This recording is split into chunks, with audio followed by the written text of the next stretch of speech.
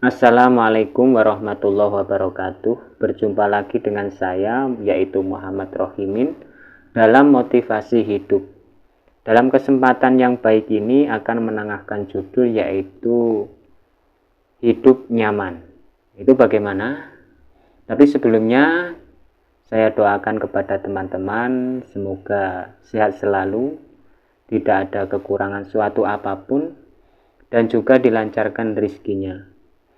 Dalam judul ini dimohon untuk didengarkan dengan seksama dan juga memahami agar tidak gagal paham. Begitulah. Bismillah. Alhamdulillah. Hidup nyaman itu tentu yang pertama adalah orang yang tidak mempunyai hutang. Pasti hidupnya nyaman. Mereka yang berpengaruh besar, kehidupannya gelisah dan lain sebagainya, itu gara-gara setoran ataupun hutang. Ini banyak hal yang perlu dibicarakan, tetapi khusus buat orang-orang yang tidak mempunyai hutang, tentu hidupnya nyaman. Kalau yang punya hutang, otomatis akan gelisah. Ini sudah pasti, sudah jelas, dan tidak ada kata mungkin. Tapi kalau memang setorannya lancar, beda lagi. Kemudian yang kedua adalah orang yang tidak mempunyai musuh. Tapi ya mana mungkin, kadang-kadang orang itu ada yang iri kepada kita, ada yang tidak suka kepada kita, entah apa itu masalahnya. Kadang orang itu agak naik sedikit kepunyaannya, dia merasa tidak ingin berteman, bahkan mengatakan dia itu sombong.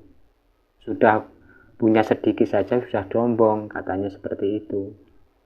Ini makanya saya ingat kata-kata yaitu satu musuh itu lebih besar, lebih banyak daripada kita mempunyai 1000 sahabat.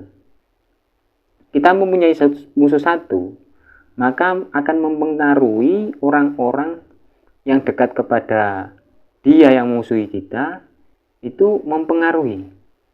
Itu loh, orangnya begini, bla bla bla bla, akhirnya memusuhi. Walaupun temannya akrab, itu terkadang bisa loh menusuk kita dari belakang. Maka orang tidak mungkin mempunyai musuh, akan tetapi jangan sampai menciptakan musuh-musuh.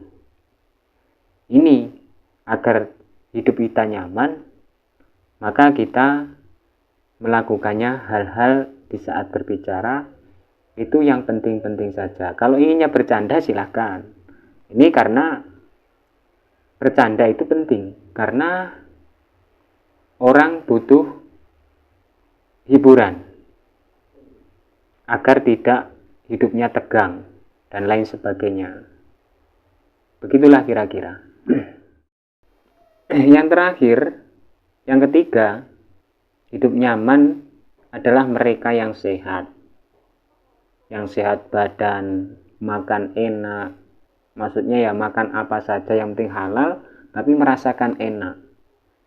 Maka kita harus bersyukur karena dalam kehidupan kita diberikan kesehatan, kenikmatan yang sehat, kenikmatan kita menghirup udara segar.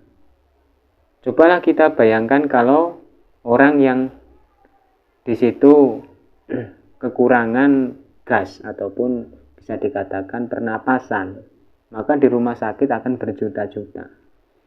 Maka kita yang sehat harus selalu ingat kepada Sang Pencipta kita, yaitu Allah Subhanahu wa Ta'ala, tidak mengurangi rasa syukur kita apabila beribadah dengan tekun yang sesuai dengan agamanya masing-masing tentunya.